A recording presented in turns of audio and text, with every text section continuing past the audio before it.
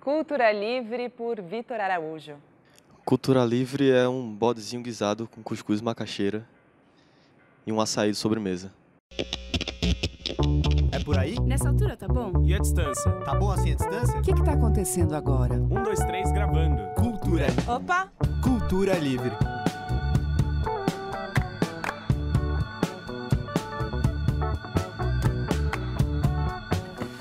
Eu me chamo Vitor Araújo, tenho 28 anos, sou compositor e, apesar de apaixonado por música, eu trocaria tudo por ser um craque de bola e o camisa 10 da seleção na Copa do Mundo.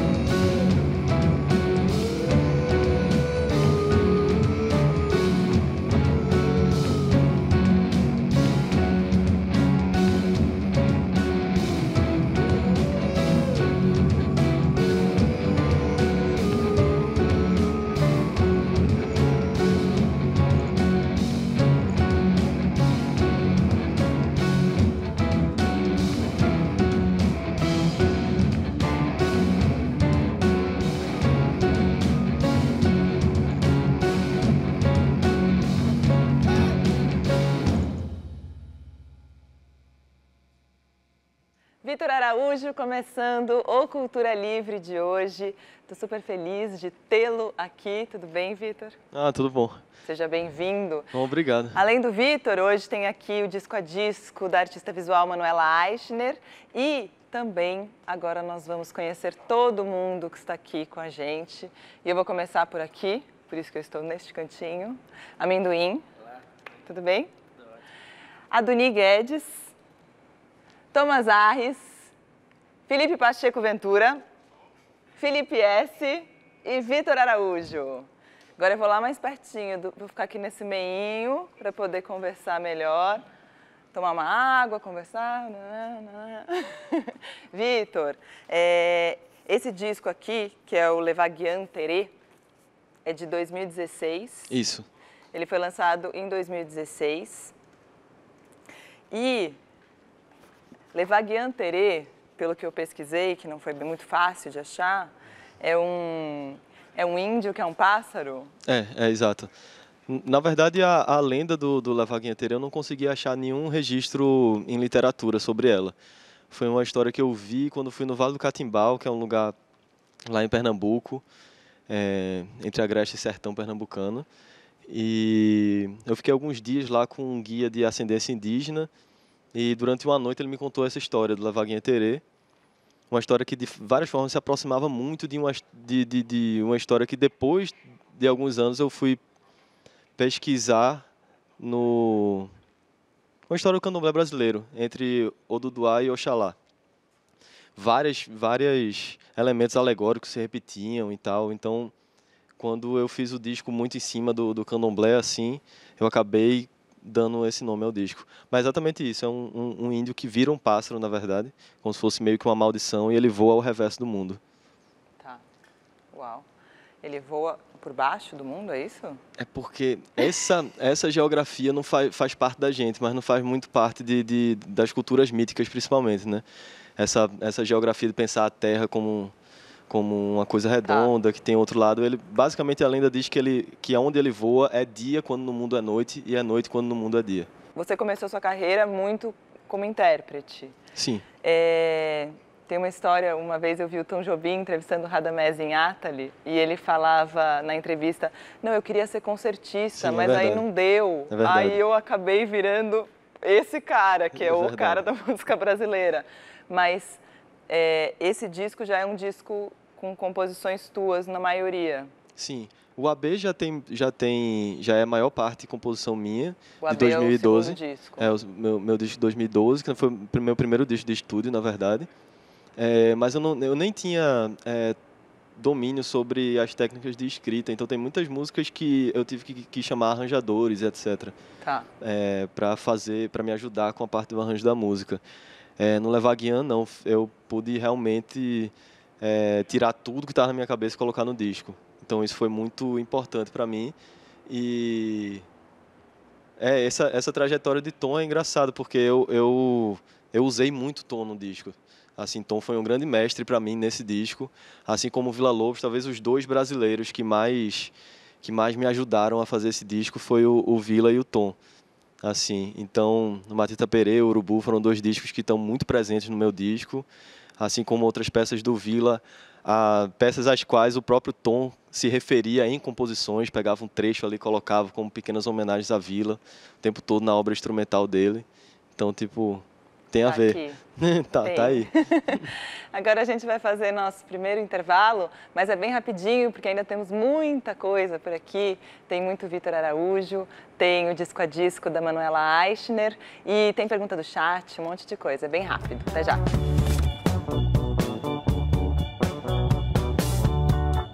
Cultura Livre.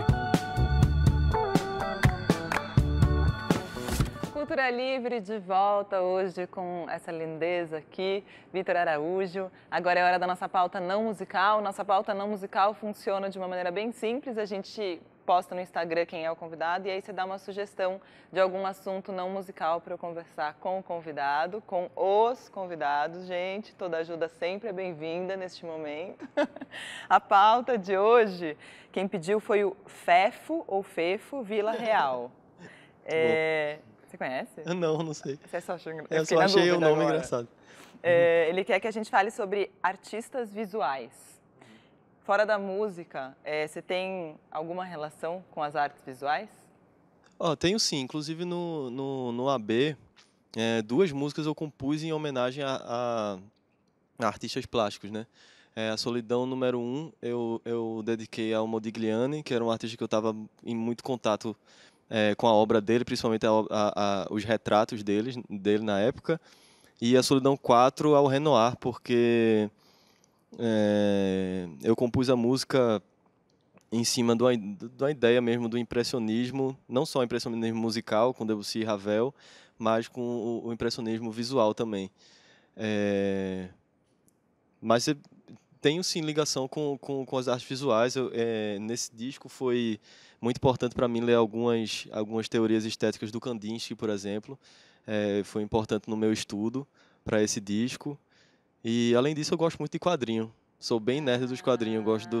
Vejo sempre Moebius, gosto de mangá, os mangás de Takehiko Inoue. Já que você tem todo esse engajamento com as artes visuais, o Fefo quer que você indique algum artista visual, pintor, desenhista, que você goste muito. Eu vou ser até, como é que se diz? Não é nepotismo não, mas é quase. Eu gostaria que todo mundo conhecesse o trabalho do artista que trabalha comigo desde o AB, que é o Raul Luna. Um artista gráfico de Recife, extremamente interessante, tanto tudo que ele faz em termos de vídeo, quanto ele faz em termos de arte gráfica. Sempre de uma simplicidade brutal, assim. É um cara que eu admiro muito, já trabalho com ele há muito tempo. Ele que fez o disco Ele todo? que fez o Levaguian, ele que fez o AB, ele que fez o clipe do canto número 3 também. E é um cara muito bom. Perfeito. Muito obrigada, Fefo Vila Real, pela sua pauta. Foi ótima a nossa conversa não musical, que de não musical tinha muito pouco, porque a gente sempre acaba levando para música. Sim. Agora tem a próxima música, que é? Vamos fazer o toque número 1. Toque número 1.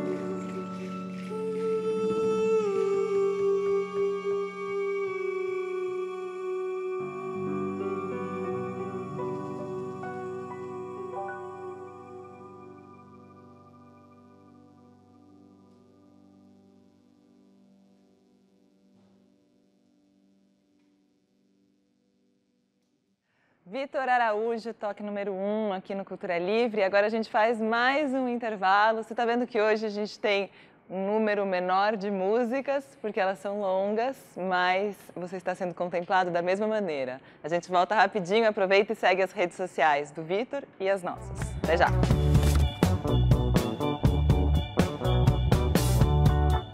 Cultura Livre. Cultura Livre de volta na sua televisão, hoje com Vitor Araújo. E agora é hora da pergunta do nosso chat. E para participar, você tem que participar do dia da gravação e aí a gente transmite tudo. Por exemplo, vou contar um segredo. Hoje a gente até já trocou lâmpada aqui transmitindo. Então, você participa no dia, você vê todos os bastidores e aí você pode mandar a sua pergunta. A pergunta de hoje é escolhi uma pergunta de um telespectador, ouvinte, amigo, querido, que ficou próximo graças ao Cultura Livre, que é o Otávio Carmo. E ele fala assim, a pergunta é: faz sentido procurar uma categoria para a música do Vitor? World Music, erudita, pop, indígena, brasileira. Como é que ele se vê no espelho enquanto compositor e como é que quer ser ouvido?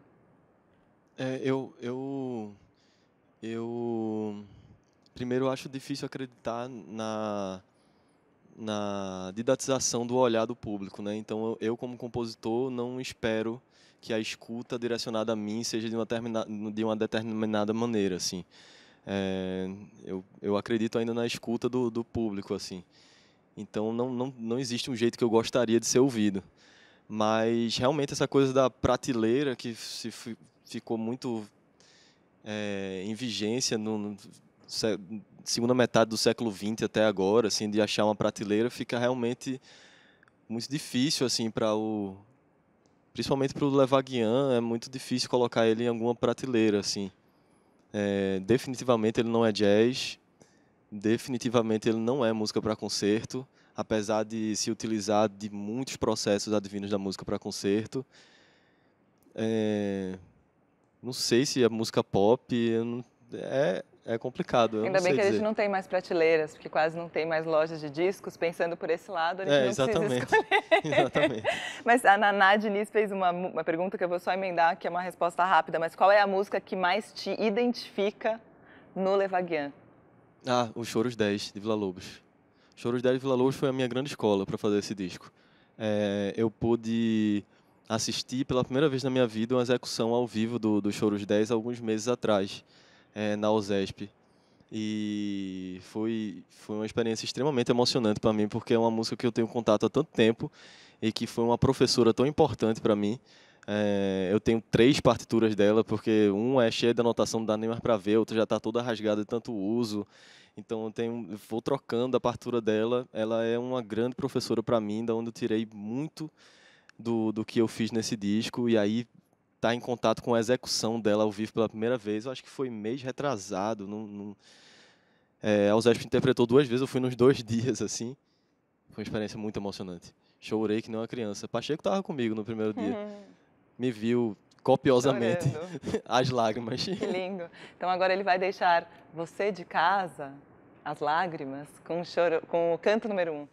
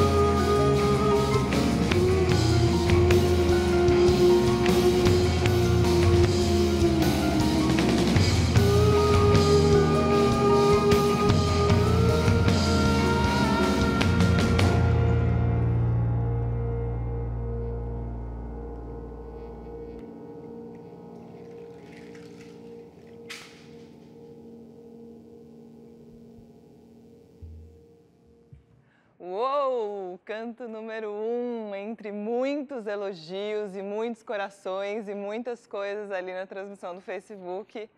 Que momento, gente.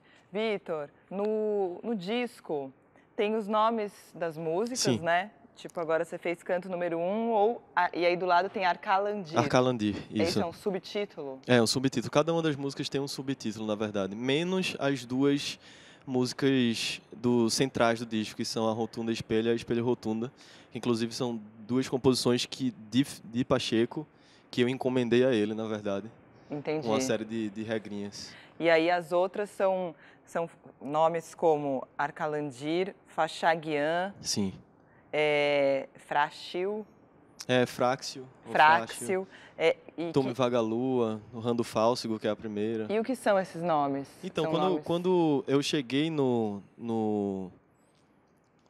quando eu decidi colocar o nome do disco Levaguinha Terê, justamente por ser uma história e um nome que simboliza essa corrupção oral da cultura brasileira, né? Essa miscigenação muito grande, eu decidi fazer junto ao meu principal consultor criativo do disco, que é o Silvio Moreira, um professor de filosofia da arte, estética e etc. E eu, junto com ele e outros amigos dele da área da linguística, a gente fez uma vasta pesquisa de nomes que se perderam, né? Nomes perdidos, assim, que não se sabe exatamente o que significa, ou que tem histórias por trás, mas que não se encontra em literatura, a coisa expressa de forma muito clara, e que uma coisa que se coletou em certo lugar do Brasil ou em outro lugar. Então, a gente decidiu fazer essa busca. Demais. Eu vou fazer agora nosso último intervalo. Você está encantado? Eu estou encantada. É assim, você ouve a música e fica encantada. Aí você vê o Vitor falando, você fica mais encantada. Então, daqui a pouco a gente volta, que ainda tem disco a disco e tem mais uma música para encerrar. Até já.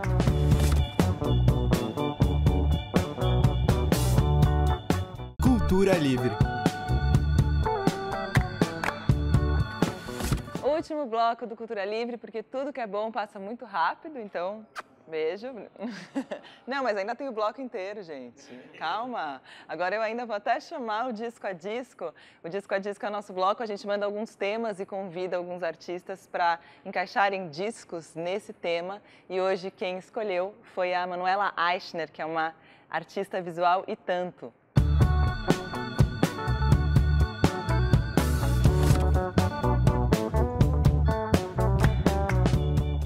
Disco para ouvir na estrada, eu escolhi o Velvet Underground. Eu acho muito bom ouvir na estrada, assim, tipo, gosto muito de rock and roll, assim, na estrada, eu acho massa, assim.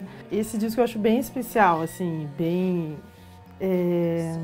60, né? Final dos anos 60, um disco feito num movimento também, num contexto Nova York, contexto rock, punk e experimental. E aí esse disco ainda foi feito, né, produzido pelo Andy Warhol, que é tipo totalmente também referência da pop art do meu trabalho. E uma curiosidade, só porque eu estava investigando mais coisas sobre o disco. Aí quando lançou esse disco ele é de 66, mas ele só começou a rodar em 67. E eu não sabia disso. E aí eu fui ver, era por causa dessa imagem. Porque é uma imagem do filme, de um ator do filme Chelsea Girls, do Andy Warhol, e aí eles não tinham autorização. Achei isso muito louco, cara. E aí, na verdade, ele ficou um ano parado, esse disco, sem poder rodar, e aí, tipo, a banda já tinha estourado e não podia vender os discos. Uau! Eu escuto muito música para trabalhar, na verdade, eu sou artista visual, então eu trabalho o tempo inteiro com som. Basicamente, eu gosto muito de escutar som com fone, e trabalho muito assim. E eu pensei na Patti Smith, porque eu gosto muito do som dela, e pensei no Horses. Porque várias vezes, assim, eu gosto de ouvir, na verdade, eu trabalho com colagem, então várias vezes tem um tipo de ritmo e um pouco de uma música mais de contestação, assim, ou, enfim. Às vezes não precisa nem ter som, né, mas, assim, esse disco dela, eu acho que ele tem uma... Ela é uma poeta, né, além de tudo, e... Então, eu acho que ela me toca num lugar bem profundão, assim, bem... Esse disco, eu acho ele bem, assim, tipo, toca lá naqueles discos mais deep, assim, mais negros. Então, esse disco é um disco que eu acho que eu já trabalhei algumas vezes ouvindo esse disco, assim, sabe? O Canta Caymmi. Ele veio agora na minha cabeça, esse disco, porque... Esse livro, eu já ia falar, viu? Esse disco, porque eu já escutei muito também e ele me passa muito essa sensação. Eu escuto ele inteirinho, tipo, tem uma narrativa, eu acho que ele vai, como livro, né? Pensando em ilustrar, ele vai do início ao fim, assim. É um disco para ser escutado inteirinho. E tem essa coisa muito forte de Salvador, assim, que é outra cidade que eu me relaciono muito, um contexto que me interessa muito. Então tá lá, falando vatapá, pimenta, dia 2 de fevereiro, tipo, várias referências icônicas, Brasil, Bahia, e eu acho que isso seria bem interessante de ilustrar, assim, seria uma pesquisa legal e adoraria fazer uma arte desse disco. Não para de mexer, que é pra não embolar. Manu Aishner, ela que escolheu o nosso disco a disco de hoje, super obrigada pela lindeza. Quem não conhece o trabalho dela, procure saber.